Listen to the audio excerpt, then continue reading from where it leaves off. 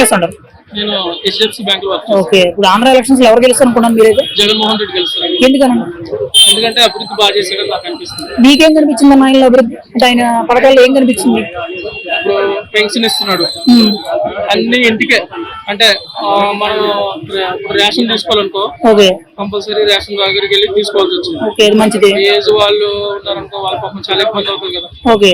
పొద్దున్న లెక్కనే మనకి ఫస్ట్ డేట్ వస్తుందంటే పెన్షన్ వచ్చేస్తుంది. రేషన్ కూడా ఇంటికి వెళ్ళి ఇస్తున్నారు.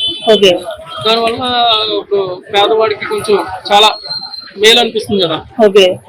లైన్ లో నిలబడి తీసుకునే కన్నా కరెక్ట్ మన ఇంటికి వెళ్ళి ఇస్తున్నారు. టైం ఏం లేదు వాళ్ళకి. ఎప్పుడంటే అప్పుడు వెళ్ళి వాళ్ళకి పథకాలు అందజేస్తారు. మరి పథకాల వరకు బాగానే ఉందన్న. మరి డెవలప్మెంట్ పరంగా ఐటీ పరంగా ఇన్ఫ్రాస్ట్రక్చర్ కానీ ఏమి లేవు కదన్నా. చాలా మంది మరి అవే చెప్తున్నారు కదా. ఇప్పుడు ఆయన పోర్ట్స్ చేస్తున్నాడు, ఇప్పుడు డెవలప్మెంట్ చేస్తున్నాడు. ఏ పోర్ట్ అన్నా? ఇప్పుడు మన మచిలీపట్నం ఉంది, దాన్ని అభివృద్ధి చేస్తున్నాడు అక్కడ. మచిలీపట్నం పోర్ట్ అనేది రెనోవేషన్ చేసి డెవలప్ చేస్తున్నారు. డెవలప్మెంట్ చేస్తున్నారు. మరి ఐటీ సెక్టర్ పరంగా మరి చాలా మంది కంపెనీస్ వచ్చినాయి అని చెప్పి వైసీపీ తరఫున చెప్తున్నారు. కానీ ఐటీ ఉద్యోగస్తులు ఎవరో కూడా అవన్నీ నిజాలు కావాలని అంటారు. నిజాలు ఎందుకు కావాలి? ఇప్పుడు వైజాగ్ లో ఐటీ డెవలప్మెంట్ అవుతుంది. కంపెనీస్ కూడా వస్తున్నాయి. ఏ కంపెనీ గ్రూప్? అదాని గ్రూప్ ఉంది, వాళ్ళు డేటా సెంటర్ పెడుతున్నారు. అట్లా డేటా సెంటర్ మాత్రం పెడతారు. అంటే ఇప్పుడు ఆయన వచ్చింది 5 సంవత్సరాలు. 5 సంవత్సరాలు అయిపోవాలంటే అవ్వదు కదా. టైం పడుతుంది. ఇప్పుడు మీరేంటంటే చంద్రబాబు జగన్ గారు గెలుస్తున్నారు అంటున్నారు కదా. ఒకవేళ చంద్రబాబు నాయుడు గారు గెలిస్తే ఏంటన్నా అంటే మీ ఉద్దేశం ఏంటి? నా ఉద్దేశం ఏంటంటే నాకు తెలిసినంత వరకు మోస్ట్లీ జగన్మోహన్ రెడ్డి గెలుస్తాడని నేను అనుకుంటున్నాను. ఎందుకు అంటే అక్కడ ఇప్పుడు మనం సర్వే ప్రకారంగా తీసుకున్నా, అక్కడ ప్రజల ప్రకారంగా తీసుకున్నా కూడా అభివృద్ధి చూసి వాళ్ళు ఓటేస్తారు. అభివృద్ధిని చూసి ఓటేస్తారని. మరి అభివృద్ధిని చూసి ఓటేస్తారనంటే హైదరాబాద్ ని కేసీఆర్ గారు అంత బాగా డెవలప్ చేశారని చాలా మంది చెప్తారు. మరి అలాంటి మనిషిని తీసుకెళ్లి పక్కన కూర్చోబెట్టారంటే మరి జగన్ గారు ఖచ్చితంగా ఓడిపోయే ఛాన్సెస్ ఎక్కువ ఉంటాయి కదా.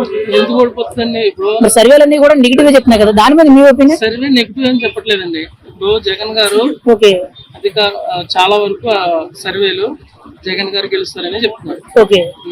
మరి 2019 ఆయన సపోర్ట్ చేసిన పీకే అని ప్రశాంత్ కిషోర్ అని యువకర్త ఆయన డైరెక్ట్ గా ఒక ఇంటర్వ్యూలో ఓడిపోతారని చెప్పి ఓపెన్ గా చెప్పేశారు. మరి ఆయన కింద పనిచేసే మనిషి మనం అంత ఓపెన్ గా చెప్పినప్పుడు మరి జనాల అభిప్రాయాలు ఎలా ఉంటాయి? జనాలని కాదండి, ఇప్పుడు ఆయన ప్రశాంత్ కిషోర్ అనేది ఏంటంటే సర్వే. ఇప్పుడు ఆయన వైసీపీ నుంచి చేశాడు 2019లో.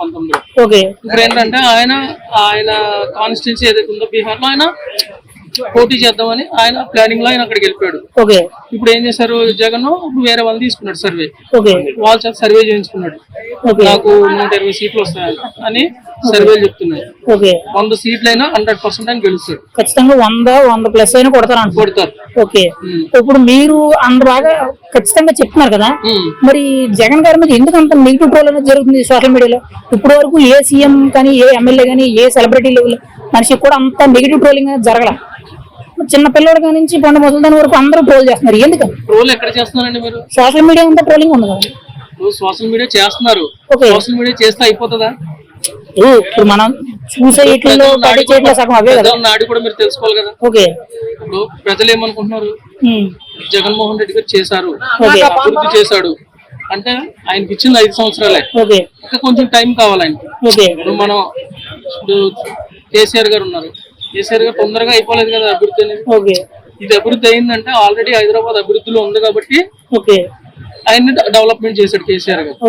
ఇప్పుడు అదేంటి ఆంధ్ర అనేది ఏంటంటే విడిపోయింది, సెపరేట్ అయిపోయింది. సెపరేట్ అయిపోయినాక అభివృద్ధి అనేది టైం పడుతుంది దాన్ని చేయడానికి. ఓవరాల్ గా అయితే టైం ఇవ్వాలని అంటారు. టైం ఇస్తే ఆయన మంచిగా అభివృద్ధి చేస్తాడని నా ఉద్దేశం. ఈసారి ఛాన్స్ ఇస్తే ఖచ్చితంగా జరుగుతుంది అనుకుంటున్నాను. 100%. ఒకవేళ గెలిస్తే ఎన్ని సీట్లు అన్నా చెప్పాను కానీ 120 సీట్లు గెలుస్తాడు. 120 సీట్లు పక్క. మరి జనసేన, టీడీపీ, బీజేపీ అవన్నీ కలిస్తే 40 సీట్లు వస్తాయి అనుకున్నాను. అవన్నీ కలిస్తే 40 సీట్లు వస్తాయి. 40 సీట్లు. జగన్ అయితే ఓడించడం కష్టం అంటారు.